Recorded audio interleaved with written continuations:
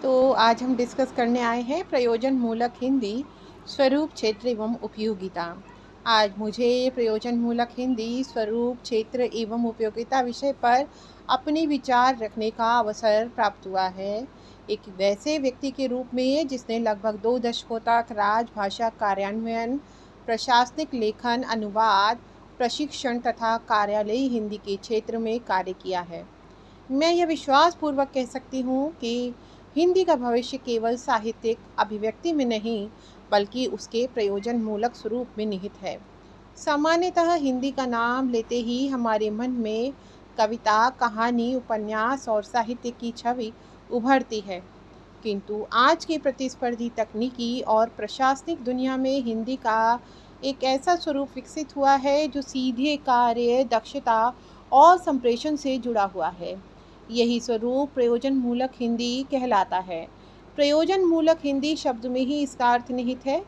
प्रयोजन अर्थात उद्देश्य यानी कि ऑब्जेक्टिव। ऐसी हिंदी जिसका उपयोग किसी निश्चित उद्देश्य, कार्य एवं दायित्व की पूर्ति के लिए किया जाए, प्रयोजन मूलक हिंदी कहलाती है। यह भावनाओं की नहीं बल्कि कार्य निष्पादन की भाषा है। यह कल्पना की नहीं बल्कि स्पष्टता और परिणाम की भाषा है।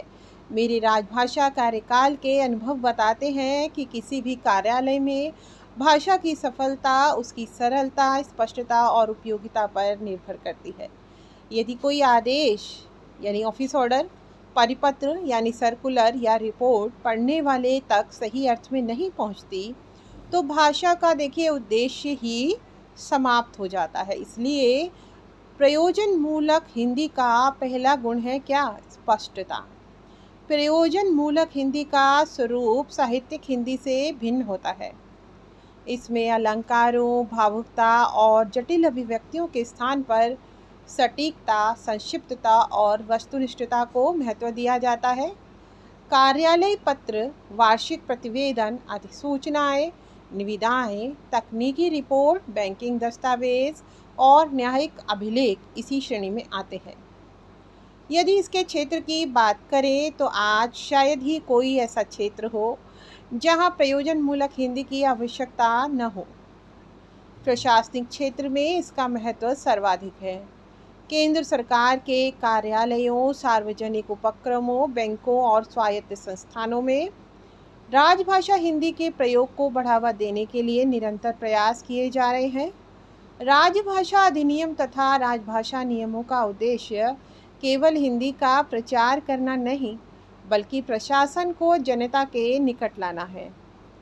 बैंकिंग क्षेत्र में कार्य करते समय मैंने देखा कि जब ग्राहकों को उनकी भाषा में जानकारी उपलब्ध कराई जाती है, तो उनकी भागीदारी और विश्वास दोनों बढ़ते हैं।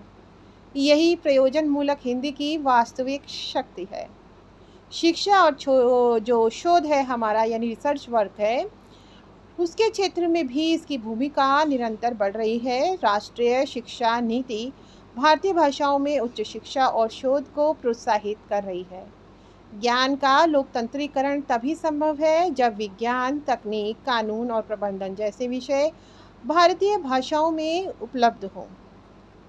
पत्रकारिता और जनसंचार में प्रयोजन मूलक हिंदी समाज और सूचना के बीच पुल का कार्य करती है। समाचारों की भाषा जितनी सरल और स्पष्ट होगी, उनका प्रभाव उतना ही व्यापक होगा। आज डिजिटल युग में प्रयोजन मूलक हिंदी का महत्व कई गुना बढ़ गया है। Website, mobile application, e governance portal, कृत्रिम बुद्धिमत्ता, सोशल मीडिया और डिजिटल कंटेंट निर्माण में हिंदी की मांग तेजी से बढ़ रही है। अब हिंदी केवल पुस्तकालयों तक सीमित भाषा नहीं रही, बल्कि डिजिटल अर्थव्यवस्था का भी महत्वपूर्ण माध्यम बन चुकी है। यदि इसकी उपयोगिता का विश्लेषण करें तो सबसे बड़ी उपयोगिता यह है कि यह शासन और जनता के बीच की दूरी को कम करती है। यह ज्ञान को कुछ लोगों तक सीमित न रखकर समाज के व्यापक वर्ग तक पहुंचाती है। यह रोजगार के नए अवसर सृजित करती है। आज कंटेंट राइटिंग, तकनीकी लेखन, अनुवाद, लोक संपर्क, मीडिया, राजभाषा प्रबंधन और डिजिटल संचार जैसे क्षेत्र में हिंदी विशेषज्ञों की मांग बढ़ रही है। मैंने अपने 20 वर्षों के अनुभव में यह अनुभव किया है कि हिंदी के समक्ष सबसे बड़ी चुनौती अंग्रेज़ी की नहीं बल्कि हिंदी के प्रति हमारा स्वयं का दृष्टिकोण है। जब तक हम हिंदी को केवल भावनात्मक पहचान की भाषा मानते रहेंगे, तब तक उसकी पूर्ण क्षमता का उपयोग नहीं कर पाएंगे। हमें हिंदी को रोज़गार, तकनीक, प्रशासन और ज्ञान विज्ञान की भाषा के रूप में स्वीकार करना होगा। आज आवश्यकता इस बात की है कि हम हिंदी को केवल राष्ट्रभाषा की भावना से ही नहीं, बल्कि कार्यभाषा की आवश्यकता के रूप में भी देखें। यही दृष्टिकोण हिंदी को 21वीं सदी की वैश्विक भाषा बनाने में सहायक होगा। अंत में मैं यही कहना चाहूँगी कि प्रयोजन मूलक हिंदी आधुनिक भारत की विकास यात्रा का एक महत्वपूर्ण उपकरण है।